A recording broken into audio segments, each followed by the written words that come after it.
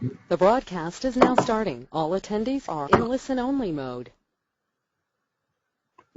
Good afternoon, ladies and gentlemen.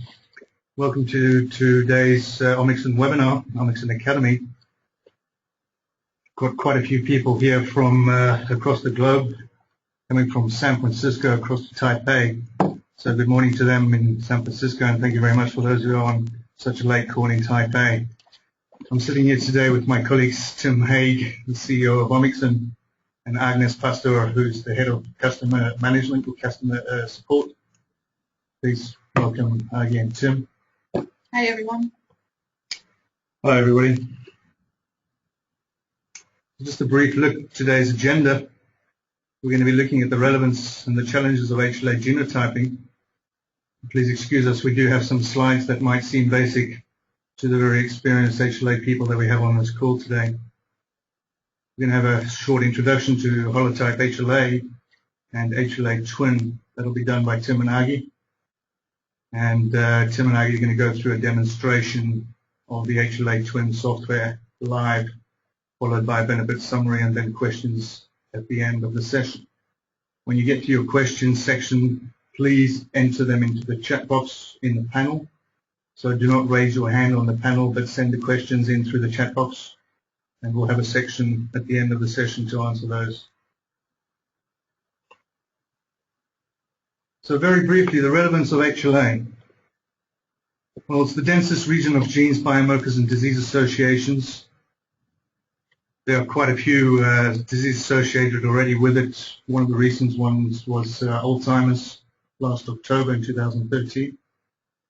As many of you know, it's very important for bone marrow and solid organ transplantation.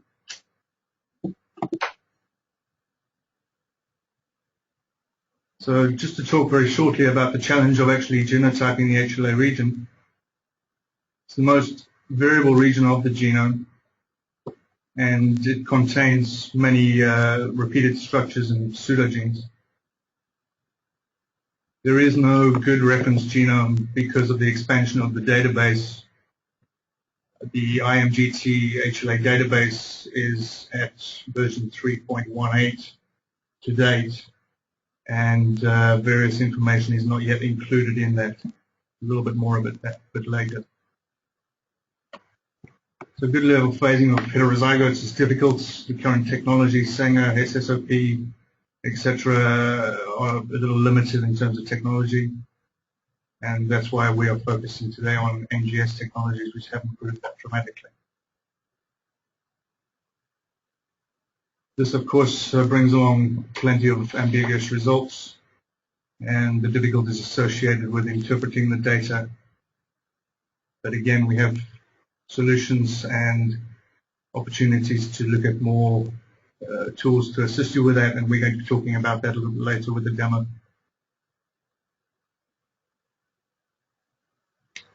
So just looking at the IMGT HLA database, this is a reflection of version 3.14 and reflects as of July 2013. You can see the growth, exponential growth of the number of alleles in the database. So we are expecting further information about the numbers in 2014 and should hopefully be able to reflect that at a later date.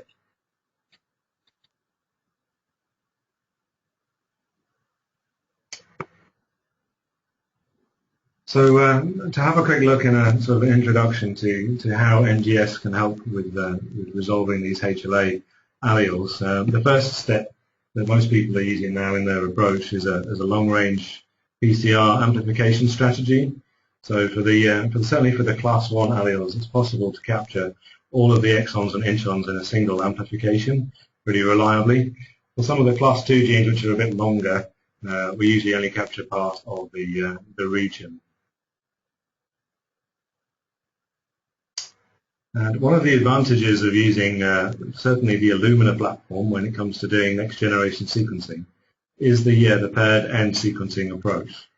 So what we're doing is during the library preparation, we're generating DNA fragments of variable length, and because of the way that the pairs work, we sequence from either end of the fragment, And this allows us, in some cases, to actually overlap the fragments if the fragments are a bit shorter.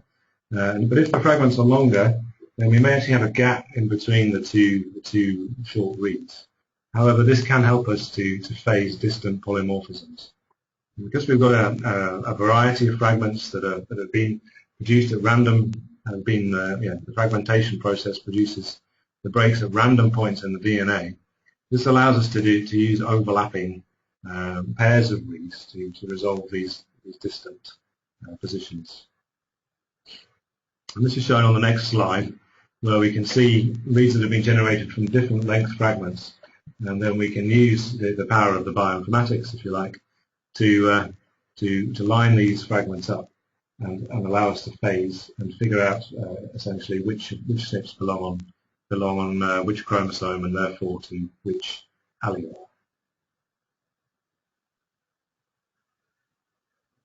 Just very briefly to introduce Holotype HLA. It's a bundled package combination assay and software product to allow whole gene amplification for HLA A, B, C, DRB1 and DQB1, and predominantly done for the sequence on the Illumina-MiSeq instrument. So I just want to emphasize that today's webinar is going to be on the software aspect, which is HLA Twin, and that's bundled into the product HLA, Holotype HLA. Just very briefly, a little bit about the assay itself to give some context to the software. It's a 5-loci kit, as I mentioned, the loci that we're targeting. We have 2 configurations, the X4 and the X2. To show you a little bit of these differences between the 2 configurations, the X4 is a 16 sample kit with 96 indexes. It's a 5+1 configuration, which means it's got per locus indexing and has 2 technical replicates per amplicon. The X2, on the other hand, is 96 samples, 96 indices, fully pooled configuration, which is a per sample indexing, and therefore has 1 technical replicate per amplicon. Just a clear difference between the X4, people that are wanting to validate the kit, the X4 would be predominantly used in the early stages, and once they become confident, they would move on to the X2 for high throughput sequencing.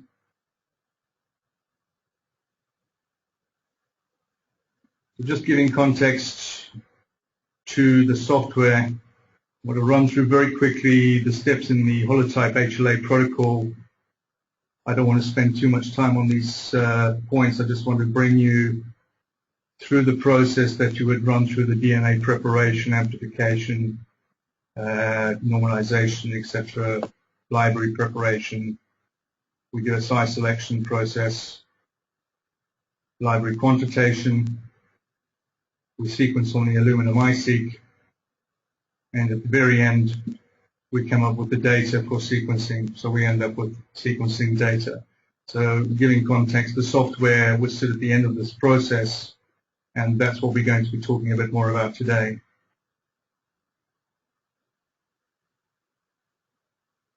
So just a few words on the software itself here before Tim goes into his demo. It's an automated genotyping after the MiSeq run. It's pre-configured to the Holotype HLA specific, so you should know that our software has been set to our own assay and is not yet available for any other platforms. The algorithm itself has the software itself has 2 algorithms. Consensus genotyping, which is an assembly-based method, and a statistical genotyping, which is alignments to the IMGT HLA database. Quite important for those working specifically with high throughputs. It has a very, very good traffic light system for interpreting the data and the workflow management. So we have our traffic lights predominantly green. We expect to see with successful typings where people are confident in the calls. There's a warning light that shows if any inspection is required of an analysis, and any red light that is shown is reanalysis requirement. And Tim is going to speak a little bit more with Aggie about this on the demo. I'll give you some examples. Just a few words about the IT implementations for HLA Twin. So you can actually set it fully automated to run on a server. You could keep it on a server but make a manual launch option. And of course, those smaller labs or people with less IT specifications or availability can actually use their laptops or personal computers. But we do have some requirements for minimum specs on the machine to be able to run a good analysis at a proper time.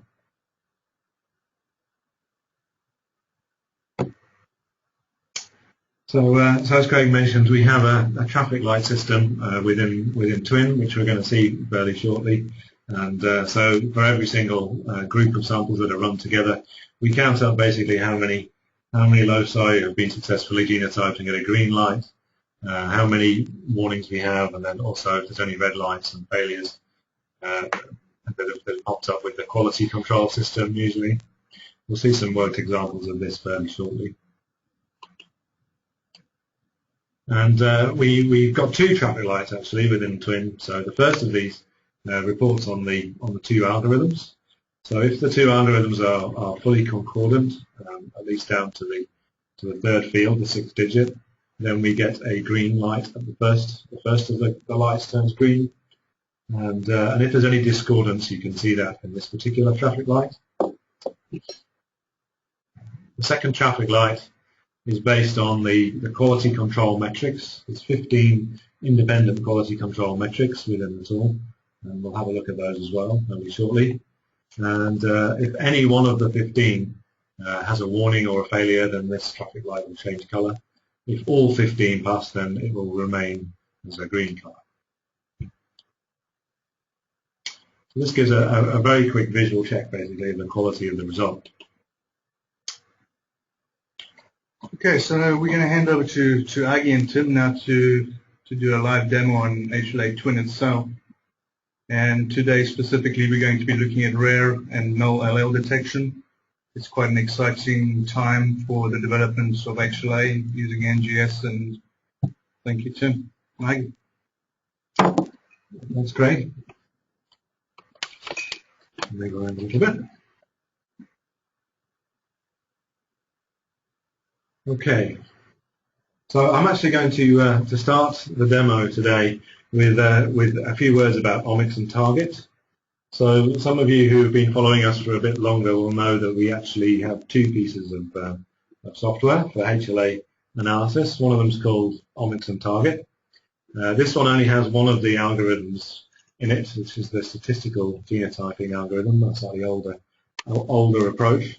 And this is the one that's available for download and for trial from our website. So you can try it out with your own data anytime you like. And the reason why we're starting here is because, as Craig mentioned, we're going to be talking about some null alleles as we go through the demo. And so I'm also going to be contrasting one or two of the features of target with those of Twin. So as a sort of an introduction to Twin and what's new within the Twin tool. So this is what Omixon target looks like, and if I switch over to Omixon HLA Twin, it does actually look very, very similar in the first glance. So the first sort of 10 minutes or so, we're just going to talk a little bit about a very sort of high-level introduction to the Omixon HLA Twin tool, what the features are, how it works, and if you've seen the Twin tool before, then I apologize, you may know some of this information, but we do know that we have a few first-time users or people who've never seen this before on this particular webinar. So please bear with me for the next few minutes while we do a quick introduction to the tool.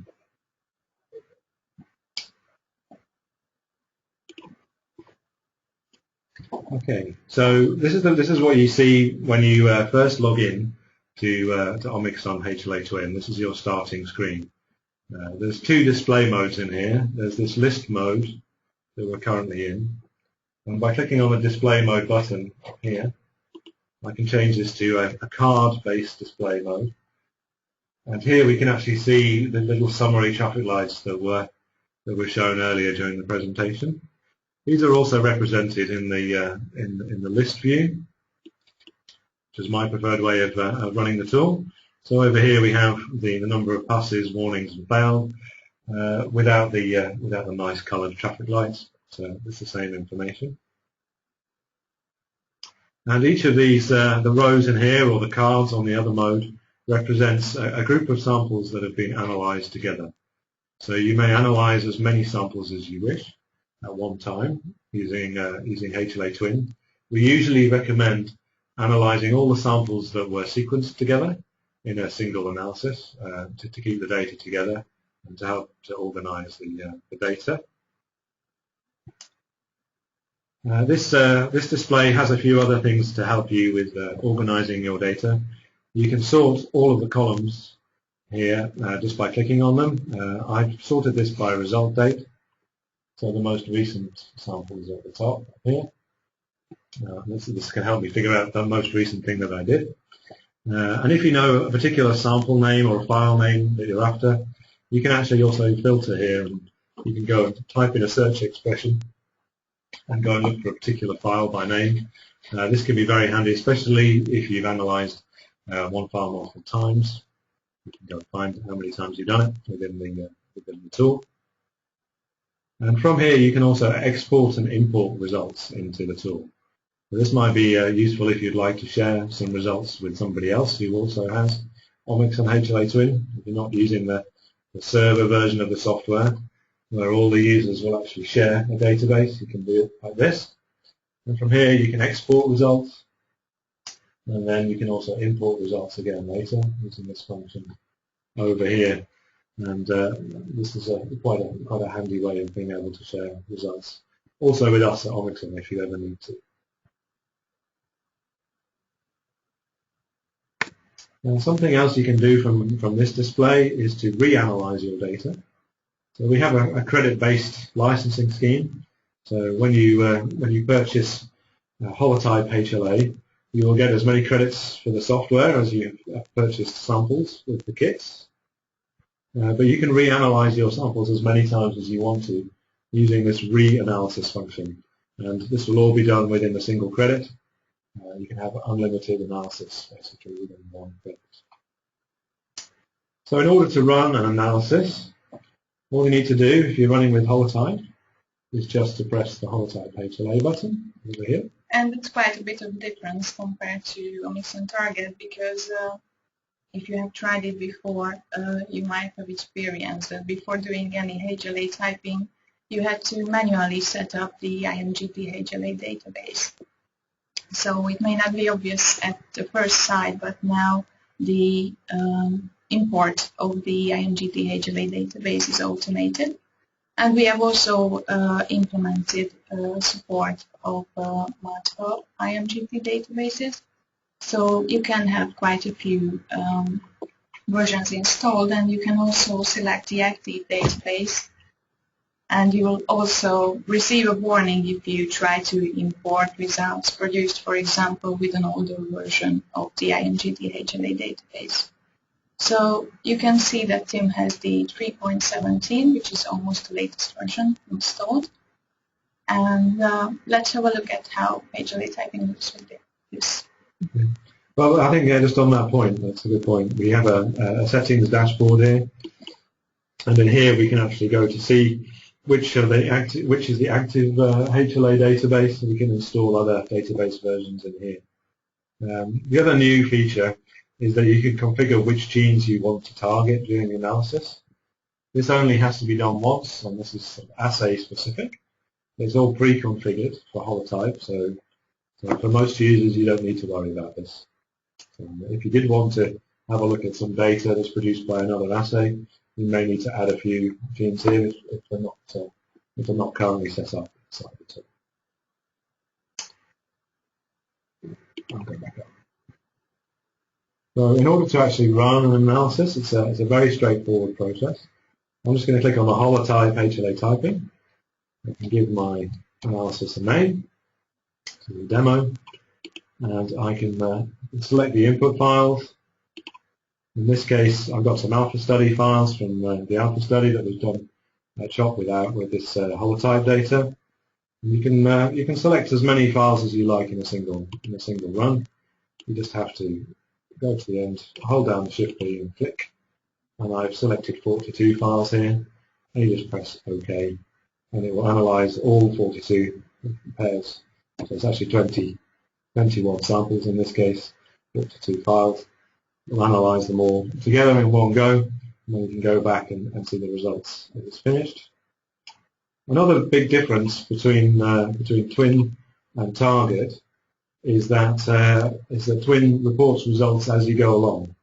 So as each sample finishes, you will actually see the results appearing in this main screen, and then you can go in and actually start reviewing your results as you go, which is quite a nice little feature.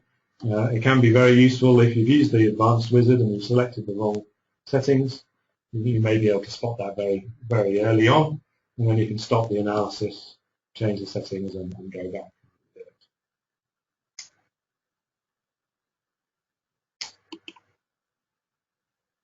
So I'm just going to jump into one sample just to talk around what the results display looks like. So this is actually showing a single sample that has been run with the X4 configuration that Craig mentioned earlier. So in this case you can see that we have sequenced and analysed HLA-A only in this particular pair of input files. This one is HLA-B, C, DQB1 and DRB1, and finally all 5 loci have been pulled together, sequenced together and analysed together. And in this particular configuration of the kit, we do this in order to help to build up the confidence in the pooling. So HLA-B and C in particular can be very similar depending on the allele combination. And so some of the reads will map across from one to the other. This is a way of helping build up confidence in the pooling, so that everybody can start to trust the pooling protocol. And when you're happy with that, you can move to the X2 kit and just do everything fully pooled. I'm going to come back to this example later because there is a rare allele in here, which is this little exclamation mark over here. So when we get onto the rare allele part of the presentation, we will come back. And this also highlights the 2 traffic lights that we were talking about. So here, the first traffic light, I hover my mouse over that. It's telling me that the 2 algorithms are reporting 3-field concordance. In fact, all of the samples in here have full concordance between both of the algorithms.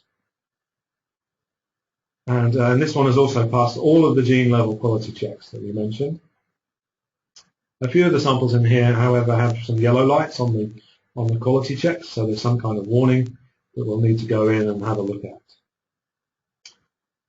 So how do I do that? Well, I can click on an individual sample over here. And I can press the sample details button at the top. And that takes me into the details screen for this particular sample.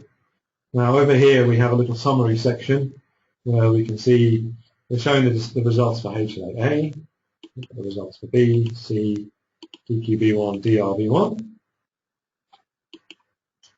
And we have a number of tabs in here. We've got one which highlights the mismatches, and the mismatches that we found between the allele sequence in the database and the consensus sequence that we've created with our algorithm.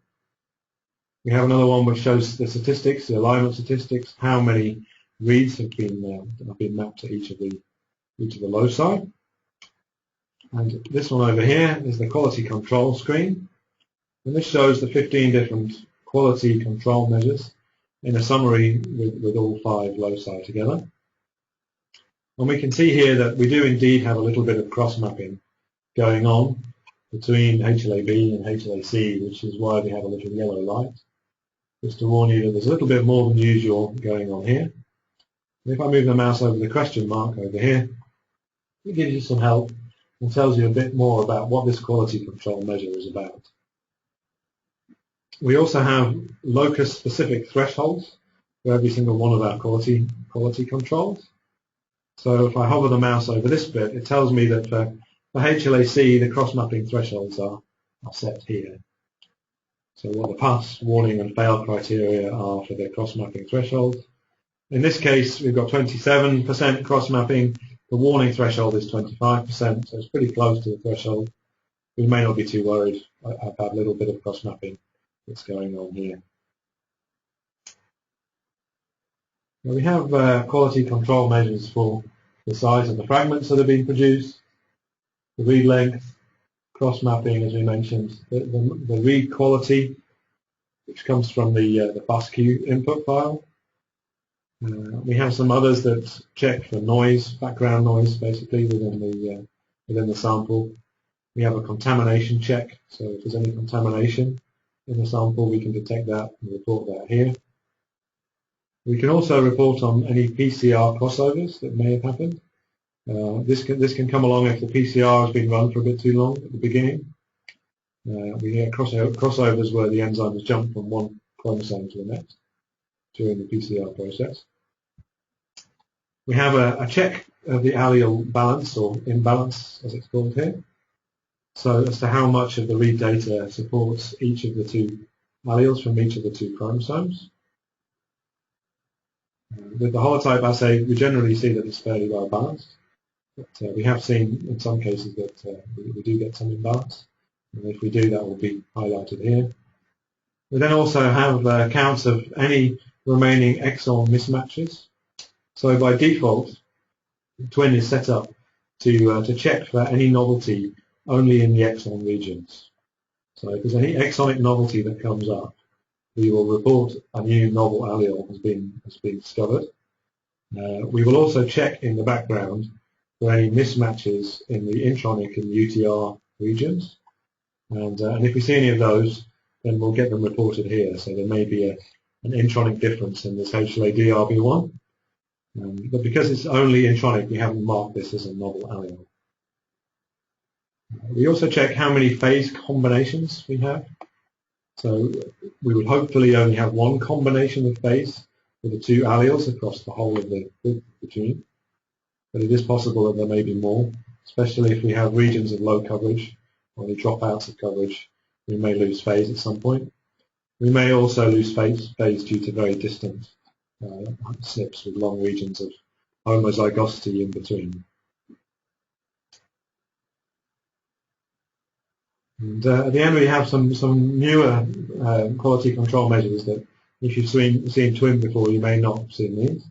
But we now have a check for the width of the consensus coverage. And so a value of 1 here indicates that we have managed to cover the whole of the consensus sequence with data for both alleles. If for some reason we lose coverage, we report a yellow warning flag. We also have a count of the minimum amount of depth over the exons and the minimum depth over the non-exonic regions. Quality control somewhat. The final tab shows some statistics for the run. So how many reads were run in total, and then during the process we see how many cross-map across loci, how many of them are off target, how many altogether get dropped during the alignment process, and so basically how many we get at the end and we're using for the final consensus generation. We have an indication of the balance of across the alleles, so 50% is what we expect, and these are all looking very nicely balanced basically across the gene. There's a fragment size distribution graph, and with the holotype input data we see a really nice peak here, showing that we've got a really nice selection of fragments from about the 330 to 520 base pair size. Our average fragment size across this sample is about 400 base pairs. And the last one shows the quality of the input data, and this shows that, as per usual with the 250 base pair Illumina data, there's a little bit of a drop-off in quality towards the end of the week. Well, that I think covers a brief introduction to HLA Twin. So I'm now going to talk a little bit about the null allele detection capabilities and the rare allele detection capabilities of the software. In order to do this, I'm going to jump back to Omixon target and show a data set that we have over here. Now this is not actually holotype data that's being processed here, but the striking thing about this data set was how many null alleles there were in it. So here we've got a repeated call of an 0409N allele, HLA-C locus, and I think 4 of the 12 samples in here have actually got the 0409N. We also have an ambiguous call at HLA-A with an 010101 and 0111N. And here we even have an unambiguous call of an 010101, 0111N, rare null allele. And so the question is that these are showing up in target. Do they also show up in twin, or is twin able to resolve these null alleles? So what we did is we took the same set of 12 samples, which are here, and we ran them through with Omixon twin. Now the difference between the two softwares is that the target is doing only an exon-based analysis, whereas twin is doing a whole gene-based analysis. So there's a bit more information available, and this can help us to resolve null alleles, particularly when the differences between the regular allele and the rare null allele is at or near an exon boundary. So what we can see here is this is the same selection of samples, and we have a number of 040101s called HLA-C, and as we scroll down we can see that they're all 040101s all the way down. We have no null alleles on HLA-C, and the same thing applies here with HLA-A. So all of the null alleles have actually been resolved in this case by analyzing the same data set within twin. So this is one of the advantages of using twin over target, is that the null allele resolution is a bit more sensitive in this tool than it is in target. The other interesting thing about that particular data set in target was that more null alleles were being called than we would normally see using our holotype data, because this is not holotype data. So this was just sort of an interesting question as to why we were seeing so many extra null alleles called in target with this particular input data. And when we went in to have a closer look at this, we realized that the main difference between this is actually assay specific. So this particular assay has a primer which is located outside of the UTR region, and therefore this extra exon 8 that you get, I'm just going to add a custom candidate to this so we can compare this with the regular 40101 candidate. So the 40101 allele has a very small exon 8, it's only a few base pairs long. The null allele equivalent is missing a stop codon, and so it runs off into and has a much larger exon 8, which would be the UTR region in the regular allele. And as we can see, this is heavily covered with data, and this data here, I think, is causing statistically this allele to be called ahead of the regular allele. Essentially, that's one of the slight weaknesses with the statistical algorithm technique. So why does this not get called by holotype? That was an interesting question for us. So I went to have a look at that. And this is an 040101 that's been analyzed with holotype input data, but analyzed with target. And when I went to have a look at this one, in this case the 040101 has been called correctly. So if I add the null allele, we can see that with holotype input data, the exon 8 is only half covered with data.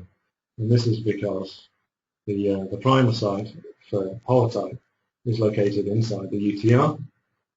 So this is an assay-specific difference that is causing a problem with the analysis. This reinforces one of the main messages that we have with our Holotype HLA product, which is very, very important to have an assay and a software that are developed together and tested together, so to avoid this kind of assay-specific issue appearing in the analysis. Okay, so we've shown that with twin we're able to resolve null alleles. Are we able to accurately find null alleles as well? So this was also an interesting question. Can we actually reliably determine a null allele if it's there? So in our alpha study that was performed, we have 16 samples that were randomly pulled from 5 different centres, and then there was a double-blind sequencing and analysis done by each of the 5 centres. And one of the centres helpfully included a null allele. Just remember where it is. There we go. It's this one over here. So this sample actually has a null allele, although we didn't know this when we analysed it. So it's been called as a null inside twin as well. So how do we know this is correct? How do we know this is a correct null allele call? That's the question. So by clicking on the sample details, I can go in and have a look at this. This is on HLA-C. So the first thing to check when we're trying to figure out if this is a correct call or not is, are the two algorithms in agreement? If this is a correct null allele call, then we would hope, most of the time, they would be in concordance with this. That's the first thing to check, is that we have a green light. So we do have a green light. The two algorithms are green. We do have a yellow light on the quality control, so we need to quickly check the quality control for HLA-C. The only yellow light we have here is a little bit of cross-mapping, which is probably not going to affect a null allele call. So there doesn't seem to be anything in here that would cause a miscall. And the final check would be to actually go in and browse the data and have a look at the underlying data. So this is another big difference between Twin and Target. The genome browser is somewhat different in Twin. So what you see in Twin is the first two things you see are the two consensus sequences that we have generated. So this is the consensus sequence for the first chromosome. This group of tracks represents the consensus sequence on the second chromosome. Here we have the consensus sequence that we have generated. Let's strap it on here. This is the second consensus sequence. This is the short read pileup. So these are all individual short reads that have been squashed up in the collapse mode. If I click on that button, I can see an individual Illumina short read. This one just here. And if I use the mouse and I zoom into that, I can also see the individual bases in this short read. So I can see the nucleotides down here, all the way down to the nucleotide level of information. Collapse that back down again. We also have a phasing track at the top here, which is indicating that we have one phase across the whole of the gene. I think at this point we could also show that we have added quite a few options to the context menu. So the one we're using before, the add custom candidate, it's already been there in Omixon target as well, but quite a few have also been added. Yes, I'll show that, because I think that leads on to the next thing I'm going to show, which is the reference mask, basically, which I'm going to click on now. And this shows, because we're looking at both of the chromosomes together, this is showing basically the difference between the two alleles that have been called. So you can see there's quite a lot of SNP differences across these two alleles, which does help us to maintain the phase all the way across. And as Aggie mentioned, the context menu here, which is available on the right click, has a number of new options compared to Target. So we can show the base statistics of a particular position, so how many bases support a particular call. And we can also add custom candidates to either chromosome, so we can actually compare either chromosome as we go down. And you can also display them, right? So we have this new button, Display Alleles button, which allows to select. Just like that. Yes, I was just going to come on to that one. So the first view that you see in the genome browser is essentially showing you the whole picture. So this is showing you everything that's going on. This is showing you everything that's going on. But what we can do is we can look at the results one chromosome at a time. So by clicking on the displayed allele button up here, we can see the results for a single chromosome. And in this case, the first chromosome is the one that has the null allele. So if I right-click, I can add a custom candidate to the first chromosome. And I'm going to add B040101. In fact, because we're using Twin, we've got the fourth field included in here as well, so it's the 4010101. And then here we can see now that this candidate has also been added, and I can now make a visual confirmation that we have the correct call. So I'm going to align the mouse on where the difference is, and use it to zoom in. And here we can actually see and confirm for ourselves that the consensus sequence does indeed have a deletion of this position at the end of exon 7, and so does the null allele that's being called. And therefore, I think that we can be fairly confident that we have got the correct call for this particular null allele. Now, as promised, we said we were going to mention something about the rare alleles as well. So in the last few minutes that we've got of the demonstration, I'm going to go back into the same selection of our alpha study data. And this sample down here has a rare allele called for HLA-DRB1. So how do we confirm that this really is a rare allele? This is a correct call. So one of the things that you can do, and this is also very useful while you're validating holotype for the first time, is that you can run with the X4 configuration. And this is one way of confirming a result. So in this case, we can see that we've sequenced the same locus twice and analyzed the same locus twice, and they both confirm the call. And again, we have green lights across the board, so the algorithms are green. And the final check would be to check the quality. In this case, we may have a bit of a gap in the consensus coverage, so we may want to go and have a look at that. So I can click on the sample, go into Browse. Oops, I have to zoom out all the way. Now, in this case, the allele that has been called only has a partial description in the IMGT HLA database. So we have the gap here. The intron is not defined. But for the exons where we've got an overlap, we have no differences at all between our consensus sequence and the exon sequences that have been called. And again, if we wanted to, we could add a few other custom candidates at this point to check to make sure that we don't have an incorrect call.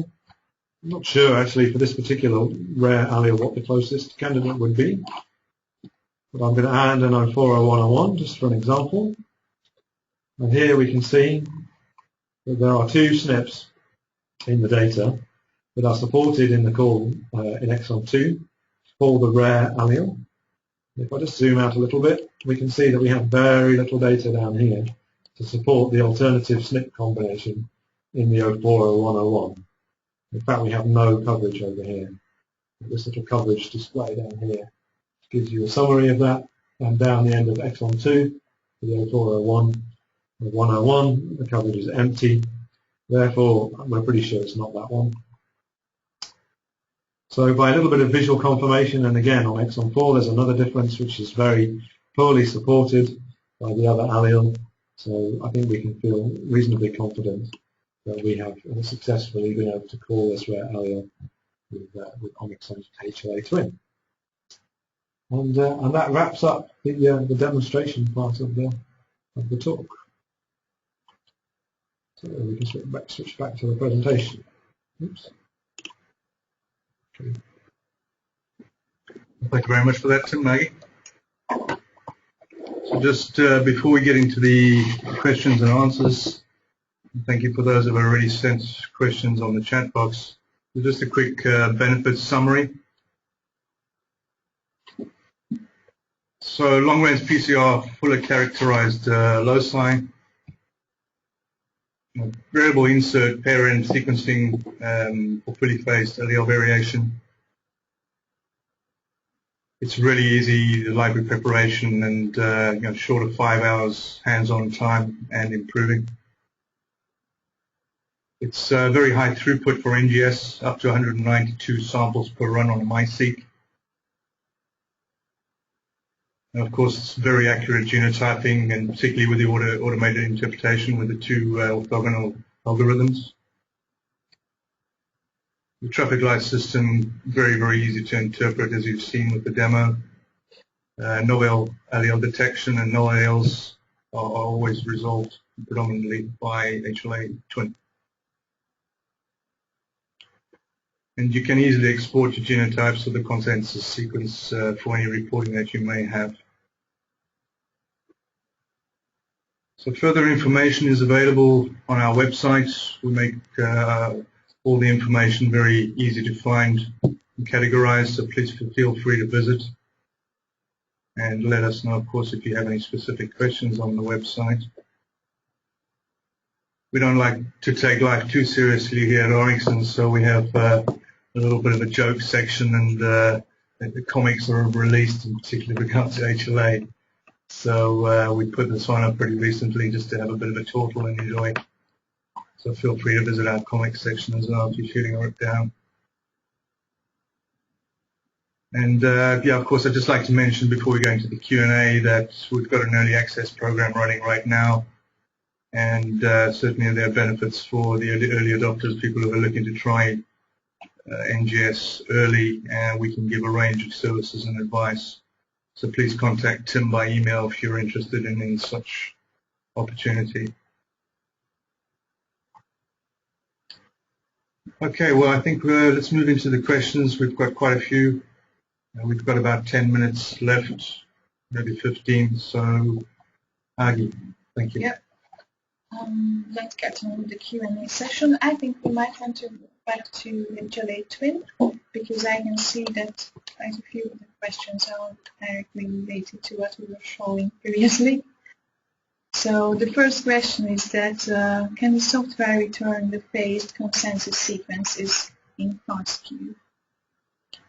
So I'm not sure if I'm understanding this one correctly, but we might have a button for that, the export consensus sequence button. That's correct. Yes. So in the actual genome browser itself at the moment, this is the only place in this version of Twin where this function is available. But you can export both the consensus sequences that have been generated using this button here to a file format. It's not actually FASTA or FASTQ formatted at the moment. It's kind of a little internal format. But it's fairly clear as to what's going on there. You just choose a folder for where you want to put the output file, and it will contain the consensus sequences that we have created from the tool. In the next version of Twin, which is due in January, actually we'll be releasing a new version, probably towards the end of January next year. You'll be able to do the same thing, get the consensus sequences, but you'll be able to do it for all of the alleles in a sample simultaneously. So when exporting from the table view up here, you'll be able to also export, conditionally export the consensus sequences within your results, basically, on the table view, if you would like to see them from up here. So that's going to be coming in, I think, probably January or early February next year. So for now, it's available from the genome browser. Yeah. Next question. What causes the QC red flags for most of those C locus calls in Twin for the first false null allele example? One that was target Twin discordant, extra exon 8. This one here. Okay. So yes, there's a number of these HLA-C results that have got a red line. I don't actually know what's causing this. I'll have a look. Let's look at the quality controls. See what the quality control has to say. So in this particular example, I did mention that this is not actually holotype data. So this is data that we've received from a collaborator of ours who's kindly allowed us to use it today for the purpose of this null allele resolution demo. So one of the issues that they have with their assay, which is something that we see a little bit less often with holotype, is that they do have some extra imbalance between the alleles. In this case, the HLA-C locus, 89.6% of the data is for one of the alleles, and only just over 10% of the data in the sequencing is with the other allele. And this is why it's received a red flag. So you'd want to be cautious with this result in any case because of the high level of imbalance. And in fact, the DRB1 locus also has not quite as high a level, but it also has fairly high imbalance. I will say that the quality control thresholds that we have inside Twin have been set up only for the holotype data. It is possible to change them for other assays as well, but generally speaking, out of the box, HLA Twin is designed to work with the holotype assay and not with other people's data. Okay, thank you. Let's see the next question. So, how are rare alleles identified? And is there an option in the software to add new rare alleles to the records? So, I think I'll go for this one. Alongside the IMGT HLA database, we also import a rare allele list to the software, which is updated on a regular basis. And unfortunately, at the moment, there's no option in the software to extend this list. But as I said, it's regularly updated with the IMGT HLA database, so hopefully it shouldn't be a problem. I hope that explains. Yeah, we have just received a thank you. So go on to the next question. What's the required quality in terms of coverage or other quality measures to resolve null alleles? If I have the read length, is it going to work with Humble?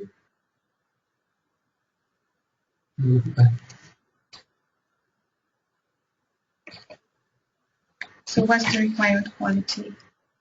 Okay, so yeah, so in order to resolve null alleles, I mean, we usually only process a limited number of reads anyway during the analysis. And actually, again, one of the new features that's coming fairly soon in Twin, which is already available on the version that I'm using, is that we do a locus-specific. We have a locus-specific setting for how many reads you would like to process for each of your loci. And so for the shorter HLA ABC loci, you can process a little bit less data, just enough to give you sufficient coverage. We would hope to have 100-fold coverage, I think, in order to make reliable calls with the software. We can actually make calls with less coverage, down to about 10 or 15-fold, but I think you'd start getting yellow and red flags appearing at that point. And as I mentioned earlier, it is possible to tweak the quality control settings to work with other data other than holotype data. And I can probably add to that one of the advantages of the locus-specific number of reads that we process is that it does speed up the analysis. And so it can also help with data where you have disproportionate numbers of or disproportionate amount of data between one locus and the next. So if you have a bit less HLA-B data than you were expecting in your sequencing, it can actually help to even the analysis so that you get a reliable result for each of the loci. Okay, so we have a couple more minutes, so let's see the next one. Do I need to have a MySeq to apply for the EAP? So yes, at the moment what we're saying is that you either need to have a MySeq or you need to have access to one in order to be able to join the early access program. So that's a requirement, yes. Okay, thank you. Another question about the ALPHA study. So how did you validate the results with the Holotype HLA kit? Okay, so the kit itself has been validated with around about 250 samples at CHOP. This was an internal validation study that was done. On top of that, they then proceeded to do the ALPHA study, which was 16 samples that were done with 5 centers. So in order to sort of prove the reproducibility of the technique, that was just 16 samples with 5 centers. And the assay and software combination has also been in clinical use with the CHOP service since November last year. So more than 600 samples have been processed by CHOP with their clinical service. And on top of that, we're now doing the early access program. And one of the requirements for joining is that you will share your data with us once you've got it. And we will be using all of the data from the early access program to additionally validate the whole approach of the assay and software together. Okay, so we can still, that validation is actually still ongoing, and so is the product development. Okay, let's see the next one. Yeah, it's a good one. Is it possible to buy the software separately from the kit? So the Omixon target software is available for a free download, and can be purchased separately from the kit. At the moment, we're basically providing the HLA Twin software bundled together with the assay. So that's our approach for Twin, is that the software basically comes with the assay.